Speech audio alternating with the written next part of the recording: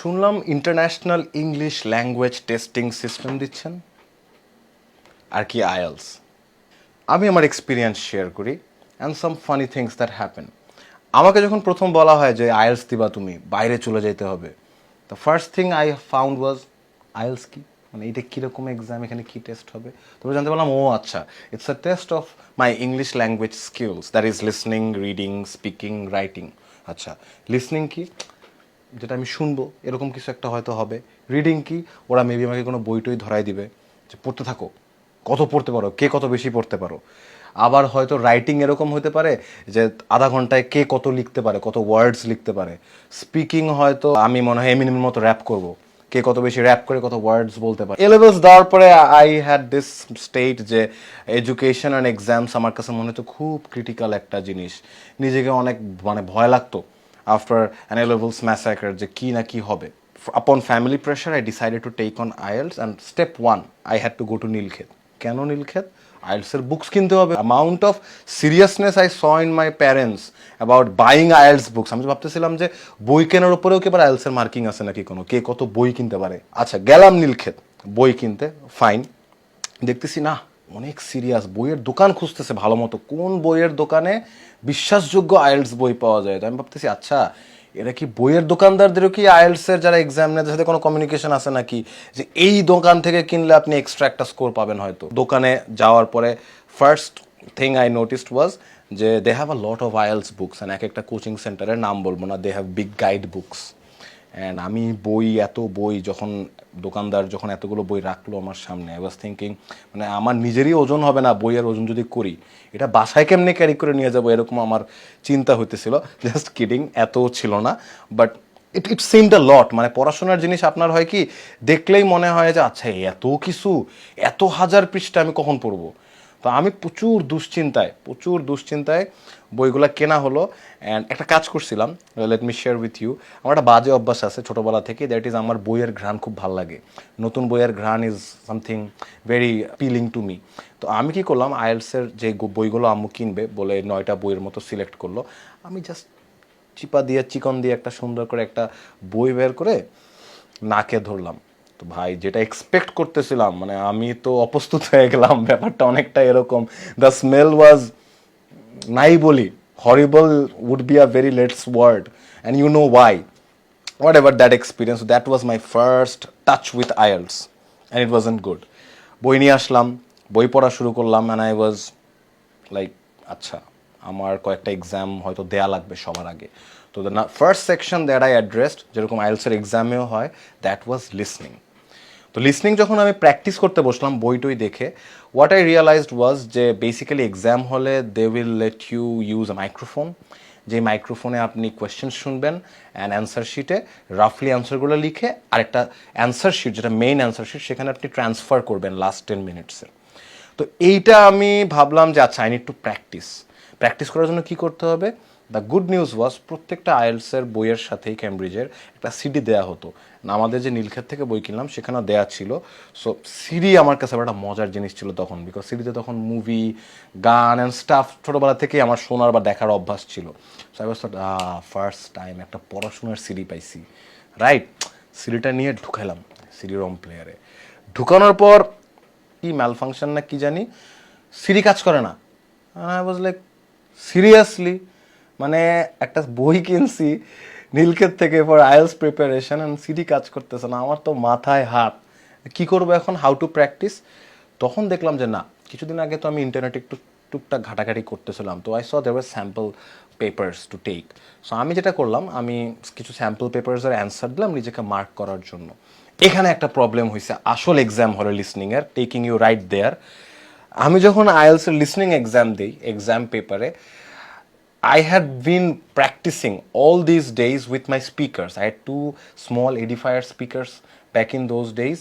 তো ওই 2টা স্পিকারে আমি জেনারেলি প্র্যাকটিস করতাম। বাট এক্সাম হলে যায় they gave me something like this, মানে কোর্সের ব্র্যান্ডেড ছিল না, অ্যান্ড কোর্সের is not paying me to, so not কোর্সের branded, those were pretty good, like studio headphones type of stuff. তো once they gave it to me, I was like, oh cool, সুন্দর জিনিস, মজা লাগবে। But ভাই, যখন আমি এই দুটো কানে সেট করলাম, when I did that, and suddenly একটা ভয়েস শুরু হইলো, কি মনে হয় যেন মানে ভয়েস অফ গড টাইপের একটা ভয়েস, নার্ভাস ফিল হতে শুরু করলো। আই ওয়াজ লাইক আচ্ছা আমি তো ইউজ টু ইট না। আমার মন করতেছিল আমি বলি ভাই এটা খুলেন স্পিকারে ছাড়েন সবাই বসে এক্সাম দিই, স্পিকারেই এক্সাম দিই, কি সমস্যা, সবাই বললেন সাউন্ড না করতে, মনে বলতেছিল এগুলা। অ্যান্ড এগুলা চিন্তা করতে করতে 5-10 মিনিট চলে গেছে। They give you 5 to 10 minutes to test the device and everything. Exam শুরু হলো।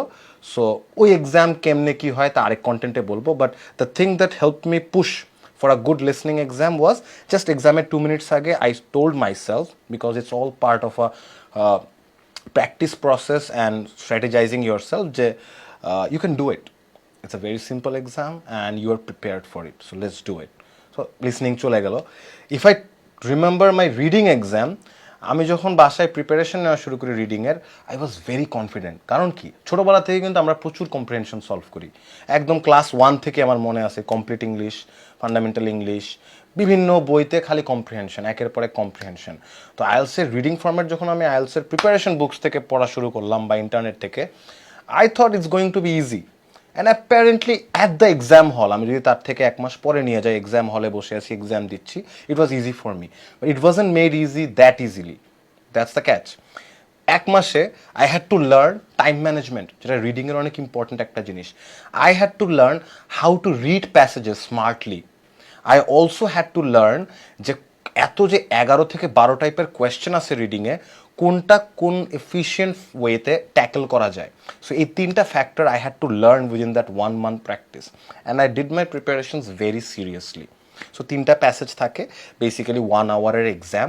1 আওয়ারের মধ্যে আপনাকে 3টা প্যাসেজের 40টা টোটাল কোয়েশ্চেন্স, যত বেশি আপনি অ্যাটেম্প্ট করতে পারেন এবং অ্যাকুরেট অ্যান্সার হবে, ওইটাই আপনার ব্যান্ড স্কোরে 9-এ কনভার্ট হয়ে যাবে। তো ডান উইথ রিডিং। রিডিংয়ের প্রিপারেশনে অ্যাকচুয়ালি বলার ওরকম ইন্টারেস্টিং আর ফানি স্টোরি নাই, বাট অল আই রিমেম্বার ওয়াজ আমি অনেকগুলো সায়েন্টিস্টদের নাম জানতে পারছিলাম আইএলস রিডিং এক্সাম দিয়ে। কেন? কারণ আইএলস একাডেমিকে কিন্তু একাডেমিক কনটেক্সটের প্যাসেজ আসে, বাট আইএলস জেনারেল যারা দেয়, মানে যারা সিটিজেনশিপ কিংবা পার্মানেন্ট রেসিডেন্সের জন্য যায়, তারা কিন্তু জেনারেল এক্সামটা দেয়। সো যারা জেনারেল দেয় তাদের খুব জেনারেল কম্প্রিহেনশনস আছে লাইক রিয়েল লাইফের, বাট যারা একাডেমিক দেয় they have to take certain passages. 3টা প্যাসেজে এমন থাকবে যেখানে কোনো একটা আবিষ্কার, উদ্ভাবন, মানে ডিসকভারিজ, ইনভেনশনস, এই জিনিসগুলো নিয়ে প্যাসেজ থাকে। সো আমার এখনও মনে আছে, আমি এতগুলো সায়েন্টিস্টের নাম মনে হয় আমার entire O levels, A levels পড়া পর্যন্ত শিখি নাই, যেটা আমি আইএলস রিডিংয়ের প্রিপারেশন নিতে গিয়ে শিখছি। So yeah, that help me. Moving on, যে পার্টগুলো শুনলেই আমাদের হাত পা কাঁপা শুরু করে, আমার একটু কম কাঁপছিল, because I am very confident in this section personally. I love writing English, মানে be it my Facebook status and everything, I feel English comes from within the words and the organisation, whatever IELTS আস। IELTS আপনার কাছে রাইটিংয়ে কী চায়? Generally task 2টা থাকে, task A, task B. Task এতে it's more about how you apprehend the task, right? It's how much task A basically tests your task achievement, but task B te it's your task response. Achievement ki response ki we will talk in a detailed writing video very soon, but simpler format e আপনার vocabulary, যেটা lexical resource বলা থাকে, সেটার আপনার range কত বড় and কত accurate আপনি একটা ওয়ার্ড ইউজ করতে পারতেছেন। লাইক ব্রেক আ লেগের মতো একটা ফ্রেজ আপনি মানে যে কোনো একটা জায়গায় ইউজ করলেই যে আপনি নিজেকে অ্যাজ আ ভোক্যাবুলারি এক্সপার্ট কিংবা ব্যান্ডস করে ইম্প্যাক্ট ফেলতে পারবেন, ব্যাপনটা এমন না। একটা সেন্টেন্স কিংবা ক্রাইটেরিয়া অনুযায়ী একটা ওয়ার্ড বসে, রাইট? আমরা যেরকম যখন ড্রেস আপ করি, we have certain requirements, like এইটার সাথে ওইটা পড়বো, ওটার সাথে এইটা পড়বো। So language is like that, there are certain words that are beautiful, you are tempted to use it because it's very beautiful, but you just can't use it everywhere. You can't just scatter it all over the place. So ওই vocabulary যেটা lexical resource তার উপরে 25% marks থাকে, grammatical range and precision এর উপরে 25% marks থাকে, where grammatical range is basically how much variety you use in your writing, like parts of speech, what kind of parts of speech are you using, then what kind of sentences are you using. যারা generally আমরা ইংরেজিতে কাঁচা, তারা কিন্তু simple sentence and at best compound sentences use করি, like and, but, because, এগুলো দিয়ে। People who are very good at writing, তারা কিন্তু কমপ্লেক্স সেন্টেন্স নামক যে sentence structure, they use that a lot. And why do they do that? Because it enhances the beauty of your writing. It's basically the ornament to your writing, মানে আমরা যে স্বর্ণ অলঙ্কার যেগুলো বলি। সো রাইটিংয়ের grammatical range and precision, lexical resource, coherence and cohesion. That's basically your organizing. How you are organizing your entire write-up. ছোটবেলা থেকে আমাদের টিচাররা যেটা বলতো যে সবার আগে you have to introduce the topic, এরপরে তুমি তোমার বডি বলবা, রাইট, ভুঁড়িটার মতো ভারী মানে মোটা হবে বডিটা, দেন কনক্লুশনে তুমি সাম আপ করে দিবা। সিম্পল। সো এই জিনিসগুলোর উপরে 25%, অ্যান্ড দ্য লাস্ট 25% যেটা বলছিলাম টাস্কেতে, টাস্ক অ্যাচিভমেন্ট, যেটা আপনাকে করতে বলেছে ওটা আপনি কতটুকু অ্যাচিভ করতে পেরেছেন। টাস্ক বিতে সেম যে তিনটা বললাম, জাস্ট টাস্ক অ্যাচিভমেন্টের জায়গায় টাস্ক রেসপন্স। তারা হয়তো আপনাকে একটা আর্গুমেন্টেটিভ এসে দিবে, একটা ওপিনিয়ন এসে দিবে, অথবা একটা প্রবলেম সলিউশন এসে দিবে। তো what is your response to their query? প্রত্যেকটা কোয়েরির কিন্তু একটা রেসপন্স থাকে। So what they are giving you is a query and you have to respond to it. So that's basically writing. আমার রাইটিং প্রিপারেশনের সময় আমার একটা জিনিস ফানি মনে পড়ে, সেটা হলো আমি যখন প্র্যাকটিস করতাম ওরা বলতো যে 150 ওয়ার্ড ইউজ করতে হবে, 250 ওয়ার্ড ইউজ করতে হবে মিনিমাম, টাস্ক এতে আর 150, টাস্ক বিতে 250, মিনস 250। তো আমার একটা বাজে অভ্যাস প্রচুর লেখার। সো টাস্ক বিতে আমি মাঝে মধ্যে 400-500 ওয়ার্ডও লিখে ফেলতাম, যেটা ম্যাক্সিমাম ভিডিওস অ্যান্ড বুকসেই বলা হতো কম লিখতে, কারণ কম লিখলে কম মিস্টেক। তো আমার নিজের গ্রামাটিক্যাল হোল্ড অ্যান্ড এভরিথিং নিয়ে অনেক কনফিডেন্স ছিল। সো আই থট যে আমি বড় লিখলেও the mistakes won't be much, and even if there are a few, IELTS gives you a lot of freedom. আপনি যদি একটা বড় অ্যান্সারও লেখেন, আমি ওকে বড় লিখতে বলতেছি না, but even if you write a decent answer and most of your vocabulary, grammar and cohesion is fine, then they will let you go. They will let you go on a few things that you made mistakes on, right? To err is human. We are ought to make mistakes. যে native speaker, native writer England and ইউএসএতে, তারা যে English writing কিংবা speaking mistake করে না, এটা কিন্তু না। So there is no point in being that. But as far as I remember, I knew people যারা রাইটিং নিয়ে অনেক ভয় পাইতো, people who were পরিচিত আমার, and I remember my parents used to push me a lot যে রাইটিংয়ে কিন্তু marks চলে যায়, অ্যান্ড যাই করো তোমার 7 পাইতে হবে, নইলে কিন্তু রিক্সা ধরাই দিব, হয় আইএলসে ভালো করে বাইরে পাঠিয়ে দিব, নইলে রিক্সা ধরাই দিব। সো এরকম একটা কনটেক্সট ছিল আমার কাছে, and I had no idea যে 7 আসলে কেমনে পায় আর কী হবে। Moving on, then there was speaking. স্পিকিংয়ের মাই এক্সপিরিয়েন্স ওয়াজ সাচ যে আমি আসলে প্রচুর প্র্যাকটিস করছি। টু বি ভেরি অনেস্ট, আমি সবথেকে বেশি প্র্যাকটিস করছি স্পিকিংয়ে, and it's not because I am very poor at speaking.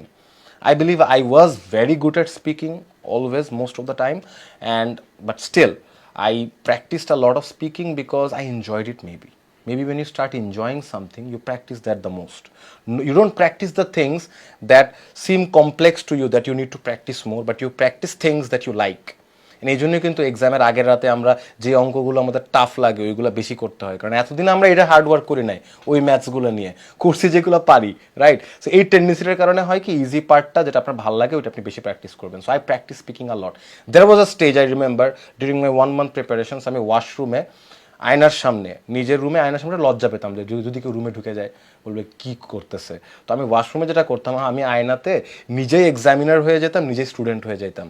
মানে I practice speaking so much যে I literally memorised the whole question format, যে ঢুকা থেকে শুরু করে কখন হাসি দিবে, কখন বলে may have your ID please. তো এই যে জিনিসগুলা আই ওয়াজ মানে টোটালি ডান উইথ ইট। আমি আয়নার সামনে যে লিটারেলি নিজেকে নিজে কোয়েশ্চেন করতাম, ঠিক আছে, এবং কোয়েশ্চেন করে একটু প্লে একটা করতাম, একটু ভাব নিতাম, মজা নিতাম, দেন আবার স্টুডেন্ট হিসেবে অ্যান্সার করতাম। I really enjoyed this. তো এই কারণে যেটা হয়, in my IELTS speaking exam I still remember যে it was a hotel at Gulshan. So I was in the waiting queue for around 30 minutes, and when they called me, and when I was entering the room, I felt a bit nervous, and the nervousness was because maybe the AC was too high and I was not used to that much cold. So yeah, that একটা unusual external factor আপনাকে প্যারা দিতেই পারে। যেমন আমি যদি listening এক্সামের বলি, maybe you are not used to using an equipment like this, maybe you are not used to decibel levels or volume, যেটা আপনার usually easy আপনার জন্য। Maybe you don't read a lot of English, maybe you haven't written a lot of English ever, or maybe আপনি English অত বেশি কথা বলেন নাই। But at the end of the day, when your IELTS results come out, if you say these are the reasons আপনার IELTS score com, you are actually giving yourself and others excuses, right? And excuses don't sell in the market. What I would say about speaking is it just took me a moment to connect with the examiner, because যেহেতু আমি 1 মাস like the examiner practice করছি, I could read his mind, I could fit myself into his shoes, যেটাকে বলে নিজেকে আরেকজনের জায়গায় set করা। So it was very easy for me. I could even guess যে what would be his next move. Now he will be transferring a queue, a piece of paper and all. This is basically the story of how I prepared a month and exam center. After I was done with my IELTS exam, I remember I came home and told my mom that I would definitely get a 7, because by then I had realized I was gonna get 7 anyway. So the great news was the results were published, I guess 10 to 14 days, and the results came on my mom's phone. She was ecstatic. I got to know I got an 8.5, and trust me when I say this, আমি নিজেও expect করি নাই যে আমি 8.5 পাবো। But on that note, when I realized, when I got to know I got 8.5 and how I got it and all the process, I still remember I became very curious why I didn't get a 9. Why? Because when you become an achiever of that sort, what keeps lacking our mind is what I couldn't get and why. So when I had the transcript, I found that they send you your overall band score when I gave. So when I had my transcript, I found যে listening I got lowest, I got an 8, and in writing I got a 9, in speaking I got a 9, and in reading I got an 8. So what bugged me was I was most confident in listening and reading, and I won't say I wasn't confident, but I felt like listening reading is so easy, I'm gonna crack them. But for some reason I got lower, and then I realized the fact that maybe due to my overconfidence I gave lesser time, I learned lesser strategies, and I took less expert feedback. And why these three are important? Let's say you are going to take an IELTS exam. Number one thing that you need to check is your English level. Is your vocabulary good? Do you need to improve it, elevate it? Is your grammar good enough? Are you precise with your grammar? Do you know a range of structures that you need to use in your grammar? Can you organize what you want to say? If your English level is not good enough, then your priority one should be working on that. What is your priority number 2 that you need to have? That is, do I know the effective methods to ace each section of IELTS? এই জন্য আপনাকে effective মেথডসগুলো শিখতে হবে। And trust me when I say this, রিডিংয়ে 12 টাইপের question আসে 40টার মধ্যে, লিসনিংয়ে 14 থেকে 15 টাইপের কোয়েশ্চেন আসে 40টার মধ্যে। So if you don't know the effective methods to crack them, and then again আপনি ব্যাট করা শিখলেন, বল করা শিখলেন, আপনি স্পিন করা শিখলেন, ঘরে বসে বসে একটা টেনিস বল বা কাঠের বল নিয়ে আপনি শিখতেছেন যে এমনে বল করতো মুথায়া মুরলীধরন, আপনি এমনে বল ঘুরাচ্ছেন, 3 মাস আপনি দুসরা শিখলেন, আপনাকে মাঠে নামায় দেওয়া হলো, বল হলো বল করো, আপনি যে একটা বল থ্রো করে দেখেন আপনার নিশানা কই যায়। আমার কাছে প্র্যাকটিক্যালি মনে হয় যে without practice knowing strategies and methods is useless. So effective মেথডসগুলো শিখবেন, then you have to keep practicing them on a range of question papers, কারণ কোনো এক বছরে লিসনিং ইজি হয়, কোনো এক বছরে হয়তো কম্পারেটিভলি রিডিং একটু ইজি হয়। So you have to keep practicing different formats and ranges, যে এই কোয়েশ্চেনটাতে রিডিং এরকম ছিল। So practice, so you learn methods, you apply them on practice sheets, and you need an expert feedback. The expert is going to connect the method and the practice with you and help in your growth. যে আপনার English লেভেলটা কি ঠিক আছে, আপনার vocabulary কি ঠিক আছে, আপনার গ্রামার কি ঠিক আছে, or are you organizing everything properly? And this is how I feel like if you lack in English, you basically need a training of, let's say, you need to practice for around 6 months if you believe your English is not up to the mark. But if you believe that your English in terms of speaking and writing generally is very good and you're quite cool enough to approach IELTS, I believe anything around 2 to 3 months would be cool enough for you. In my case, it was only 1 month that took me, but I never know. Maybe if I took the exam 2 days later, maybe I could have got an 8. Maybe if I took the exam 1 month later, maybe it could have been a 9. So could have been, might have been, all these are just terms. You just need to focus, set your priorities, decide if you want to take the paper-based or computer-delivered, academic or general, and then decide the best training program that you need for undertaking your IELTS and get your desired overall band score. Thank you for watching this video. Maybe in parts it was a bit boring, but I tried my best to convey you information in such a format that you can relate experience with education. Because I believe telling things that are generally informative on a scale, you can find this on the internet. But when you get to hear from someone who has taken the exam and what his experience was. Maybe it builds upon your confidence. So that's why I shared all of this. Thank you again. You are welcome to watch our next content, which will describe in detail the difference between paper based and computer delivered IELTS and which one must be ideal for you. সবাই ভালো থাকবেন. Peace be upon you. Allah Hafiz.